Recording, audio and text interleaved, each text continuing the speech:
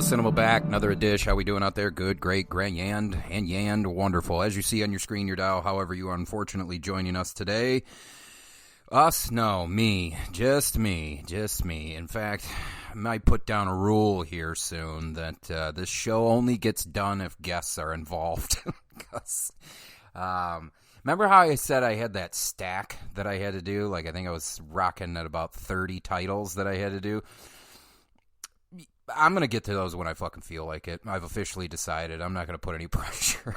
I'm not going to put any more fucking pressure on myself because that shit, boy, I mean, you don't act right when you're stressed out. You don't act right. And took a step back and was like, you want to know what I'm not going to get stressed out about? Fucking watching movies, dude. Like one of these things that I'm supposed to escape. I'm supposed to escape reality. And yet somehow, well, I've postured myself to be in a position where movies are my reality. And that's not good. Not good. Not from a stress standpoint, and certainly not from an emotional standpoint, because you got to understand, like, scrolling through, watching a movie is no different than scrolling through your phone. Now, you're not experiencing, 7,200 emotions in a span of 10 minutes, but you are experiencing emotions nonetheless. And sometimes it takes a lot out of you, to I think back a couple weeks ago when I did a couple of those non-consensual films. I didn't act right for about a week, and here's the thing, I can separate myself from the art, and it's just, fucking that shit. Sometimes that shit wears on you. And actually this one, I swear, like, I don't even know what I'm doing. I don't even know what's going on anymore. My brain is just, it just doesn't work like it used to. And I picked this one, Seobok Project Clone. Seobok Project Clone. I'm probably not saying it right, so take a fucking drink. At least that's how most of them sounded on the film itself. Seobok, of course, my fucking hillbilly ass was Seobok Project Clown. Seobok. Jesus Christ. Anyway, I put this one on, and it's from Well-Go USA, so, your leader in physical media for foreign action films, Well-Go USA, and that's what I thought I was going to get, and to a certain degree I did, but not. It was a lot more fucking emotional than I needed it to be. I threw that on thinking, well, let's do something light, brother. You've had a rough go for a month and some change. Just put on, I looked at the stack. I even started going through one of the box sets, and I got overwhelmed. I was just like, fuck, there's so much goddamn information, especially like when you start talking about some of the classics. I won't reveal the box set just yet, but when you start talking about some of the classics, they're considered classics for a reason, and there's a shit ton of information on each and every one of those films. And the box set that I'm talking about, I think 9 to 12 movies. Fuck, mate. And they're classics, so I mean, there's going to be some stones that aren't unturned on those, but I digress. I come back to reality. So I put Seobok Project Clone on, thinking I'm going to get kind of I don't want to say brainless, because I knew it was a Korean film, and Koreans, I don't care what you say, you could make the argument that Koreans have been making better films than anyone else over the course of the last decade. I know most of you that listen to the show got hip to foreign cinema, or specifically Korean cinema, with Parasite, Bong Joon-ho, but come on. If you've listened to podcasts in the past, that kind of I'm glad that it got people hip to foreign films and shit, but like, I don't know, when you're a purist, a cinephile, and I could be delusional, I could be neither of those, but when you're a cinephile and all of a sudden people are like hopping on the foreign film train because Parasite won the Oscar, I get a little fucking annoyed. because I don't know. Someone like me who's been watching foreign films for 2 decades, it's just, shit, man. You don't even have a clue how much good shit you're missing out on. Because even their action films. I mean, shit. I watched one last year. What was it called? Deliver Us from Evil, I think. At its core, it's a traditional action piece, but, you start peeling back some of the layers, and we're finally, I think to a certain degree, and again, I'm probably wrong because I don't script things, and I'm just saying it off the top knot. I think John Wick kicked off this thing where we can hook the audience real quick by playing off of very general emotions. So obviously what I'm referring to in John Wick is the killing of the dog. Obviously once the dog died, we were all in on John Wick killing everybody, right? And Koreans, no different. They have found a way to pull at your heartstrings. That Deliver Us from Evil movie, I thought you had 3 characters that you don't really even see exist in most of cinema these days. So breaking boundaries there, and then finding a way to make me feel for each and every one of the characters. And our 2 main characters in Seobok, Project Clone, same thing, dude. I'm thinking that it's Ki-hoon. He's our main character, Ki-hoon, and Seobok, who is actually a genetic clone. We'll get there in a second, but turns into like a buddy cop. Well, not buddy cop, but it turns into like a buddy film, and it ends very sadly. It's very fucking sad, and I don't know. We're either getting better at making movies, or I am getting shittier at making choices, because in this particular instance, like I told you, I was like, man, I need something fucking light, dude. And about halfway through the film, I'm like, this isn't gonna be fucking light, dude.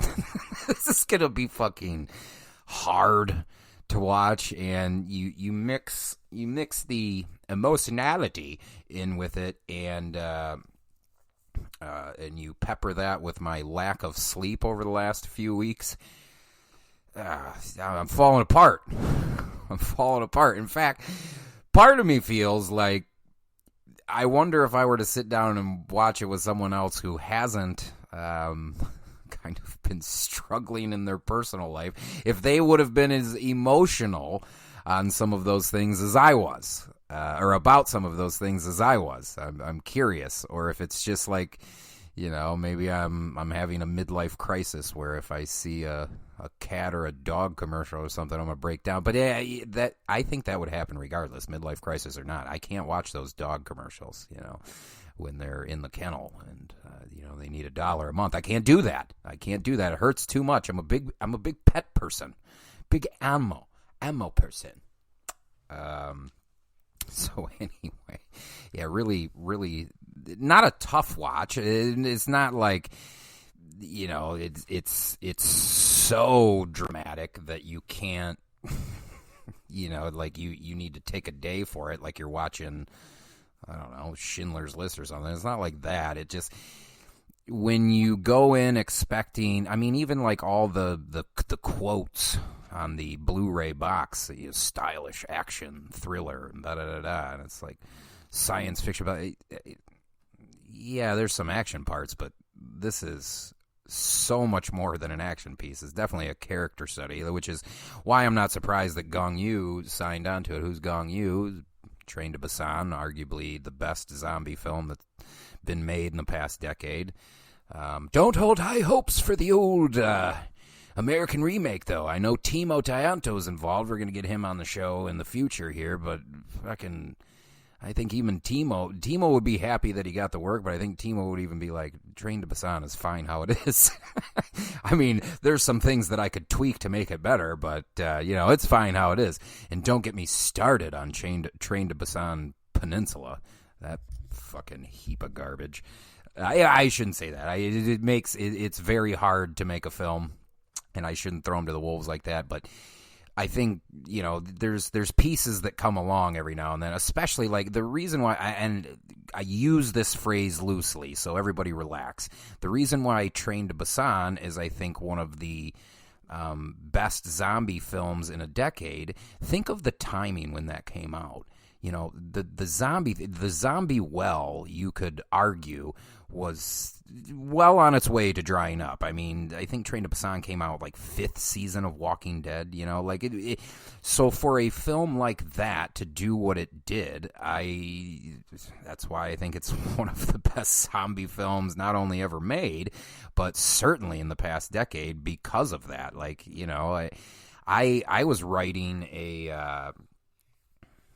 I'm not going to get too far into it, but I'll just say I was writing a zombie piece, and I've kept the story, but I'm 100% going to take out the zombies and start fiddling with it, because I don't know about you, but are you kind of bored?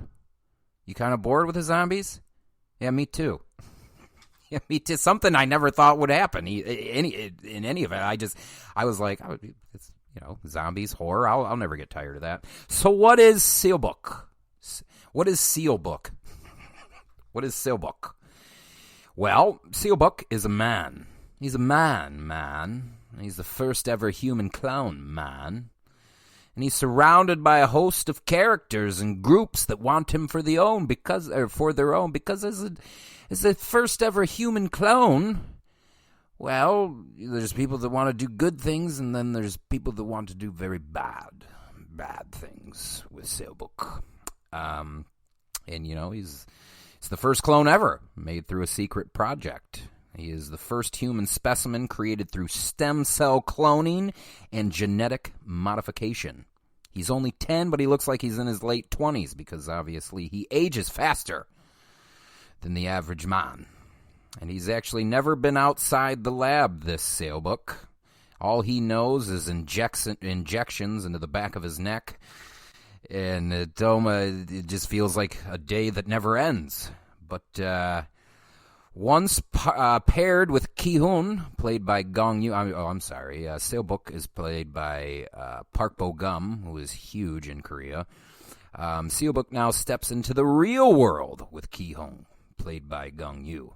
What he eats, what he wears, are all his firsts. See what I mean by it turning kind of into a buddy cop thing? But he's got a lot of questions. What would happen to Seobok if he faces who faces a world that is unfamiliar to him? Well, Seobok is accompanied by ex-secret agent Ki-hoon, played by Gong-ju. Ki-hoon's days are numbered himself. Got a tumor. Got a brain tumor, unfortunately. And he clings to this life of pain. Do you see where I'm going? Maybe, just maybe, Seobok could be the cure.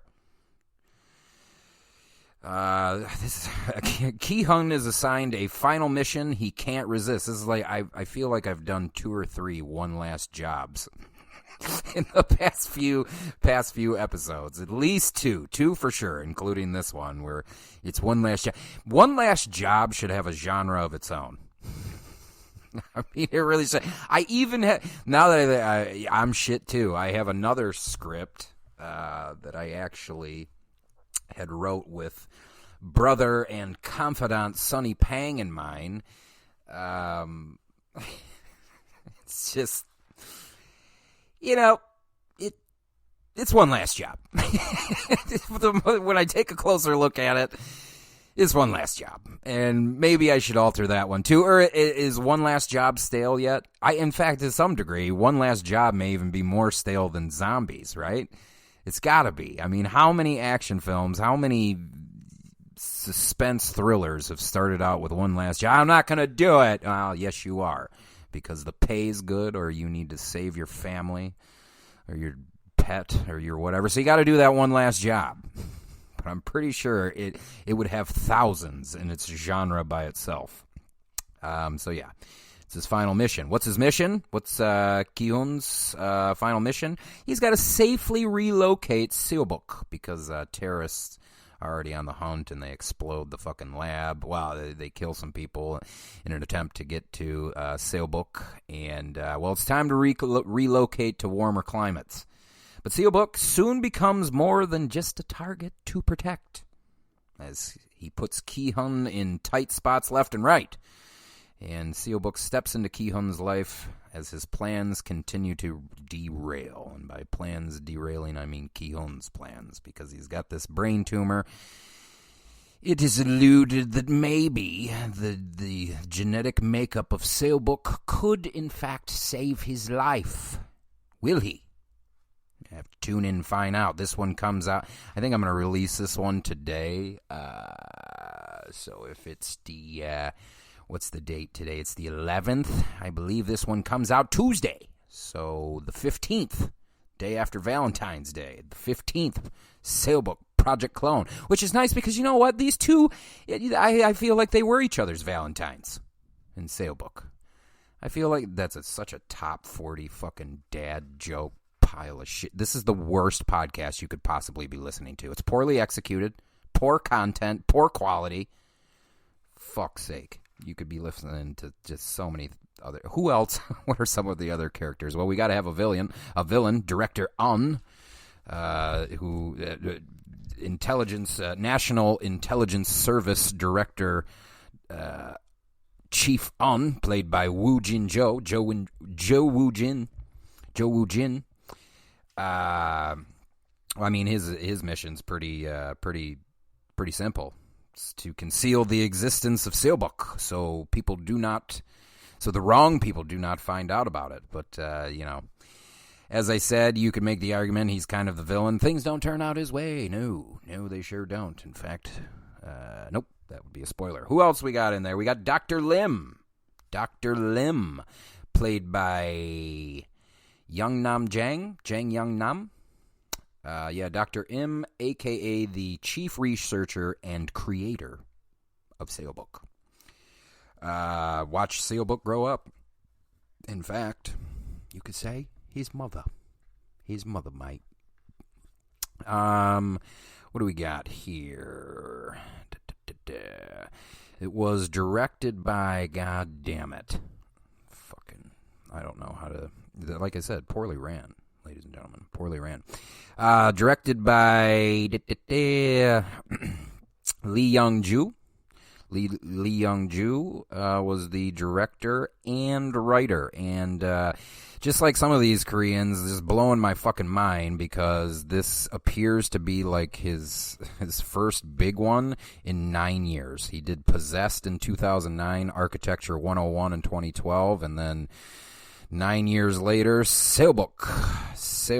And the only reason I bring that up is because when you see this film, it does not look like someone who's only directed 3 fucking films. Like, yeah, there are parts. So one thing that I've come to expect in films out of the East, I know going into it that probably the CGI, if used, isn't going to be super fantastic. Now, was this one like Iceman 2 with Donnie Yen? No, where it looks like shit is still rendering on the fucking screen as you're watching it?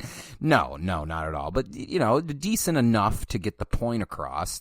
But if you take that out of the mix, for this to be his third film, god damn it, I have missed the boat, bro. As a wannabe filmmaker, I have missed the boat. The attention to detail on something in films these days is unreal to me. When I decided that I wanted to get into the film game, it was ABC fucking plot lines, we didn't have, there was no Inception.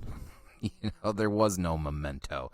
Actually, Memento might have been around the time. But the point is that the attention to Edgar Wright as a prime example, there's not a whole lot of filmmakers like that, and I would argue to a degree most Korean filmmakers are about as heavily detailed, whether it be from your basic shot list to the dialogue and knowing when it's supposed to hit its audience and what we needed at that moment.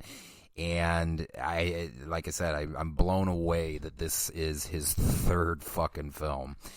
One of our players, Gong-ju, who's, like I said, has been in Train to Busan. He was the salesman in Squid Game. I don't know, so the guy that basically is like, hey, hit yourself. That guy. So, Guardian, The Age of Shadows, a good movie. The Suspect, another good movie. Just fucking Gong-ju is gung-ho for, I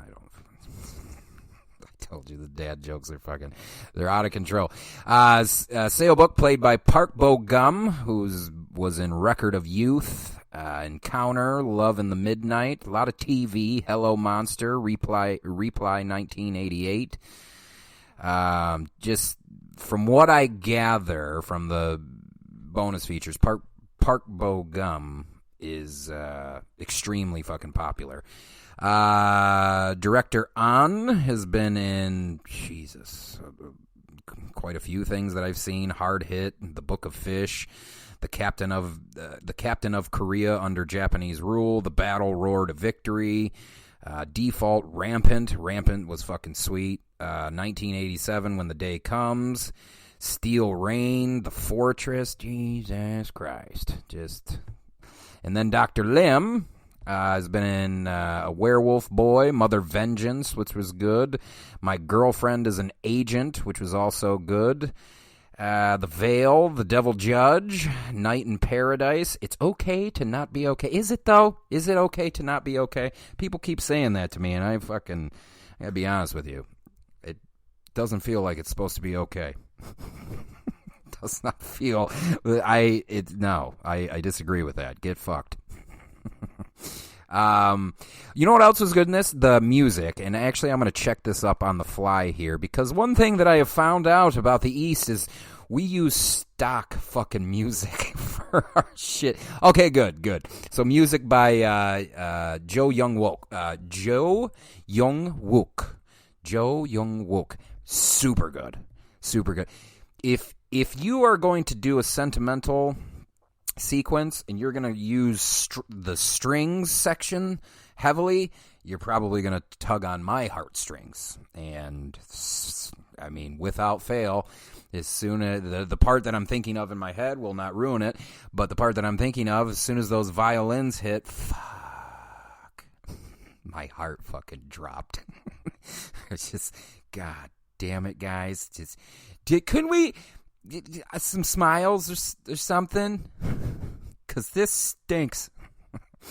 What else was good? The cinematography, of course. I would argue, who is better, with the exception of like Roger Deakins and shit, but who is better than Asian cinematographers? China, Korea, Japan. Korea is probably the best, but who's better? Because I look at a lot of the cinematographers in the States. It goes back and forth, because I think of someone like Paul Robinson, who did Threshold with an iPhone. And there's some shots in there that are really fucking good. But then I think of, I don't know, like, what are they? Don't Look Up. I understand that we're talking about two completely different genres of film here. Well, you don't need a dramedy doesn't need good cinematography. Yeah, but if someone like me, I may notice, and I did. So, and here's the thing, I'm on your side. Does a comedy need fucking great cinematography? No, probably not. Great sound? No, probably not. But you watch enough films, it's almost impossible to not see holes here and there. Not so with the Korean market, or I don't know. Sometimes China gets a little sloppy. Japan, for the most part, is on point and sharp no matter what.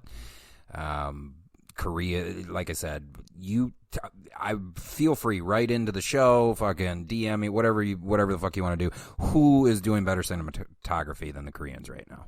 I would love to know, because I'm stupid, and perspective is everything, and I want to learn. I want to evolve, and I want to contribute.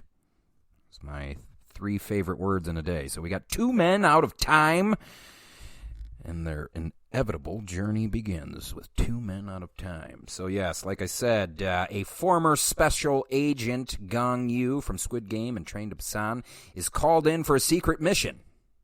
safely escort the world's first human clone, Park Bo-gum, whose body may hold the key to defeating death itself. But as the enemy closes in, the pair is forced to make an impossible choice. Yes, starring Gong, Park Bo-gum, DP Lee Mo-gae. What else we got here? Music Jo Young-wook. Editor Kim Sang-bum. There we go. Stunt coordinator Heo Myung-hyung. I think I might have actually nailed that. Stunt coordinator is Heo Myung-hyung. Win some, you lose some, right? Special effects by Kwak Tae-young and Hwang Hyo-kyun. Special effects by Park Kyung-soo, Kim Chang-suk. The only reason why I bring that up is because some of the effects for what they do, especially some of the stuff that happens in the end, I think are really what... It is a grand idea. And when you... I guess I don't want to say notorious, but like I don't think it's either a money thing or a lack of caring thing. But the scope of what happens at the end, you know, maybe it would have looked better if it was done in the West, but I think what they tried to do, I think it still works, even if you can pick out maybe a little low qual here and there. But for the most part, I was like, oh, well, that's fucking interesting. I haven't seen that anymore, or I haven't seen that in quite some time. Reminded me of some 11 shit from Stranger Things, and that's the most I'm gonna tell you. That is the most I'm gonna fucking tell you. It's got a little Seobok's got a little Stranger Things vibe to him, minus the part where fucking he's an 11-year-old girl. Well, he's a 10-year-old boy, but he's in a 30-year-old body. That's what it looks like. But a good show. I thought for a fucking fact that y'all, I was gonna have an easy one, and that didn't happen. It was just a goddamn good film, and it's from Korea. I don't know what the fuck I was thinking. Seobok Project Clone, available Wellgo USA this coming Tuesday. Check that out. Keep physical media in business, baby. I know I want to. Seobok Project Clone, strong stylistic action, a science fiction giant. It's even got some bonus features on here. You don't see that a whole lot from Wellgo. But check it out. I especially some of you younger cats, check this one out. I think you'll enjoy it. Ella Cinema, Seobok Project Clone, later.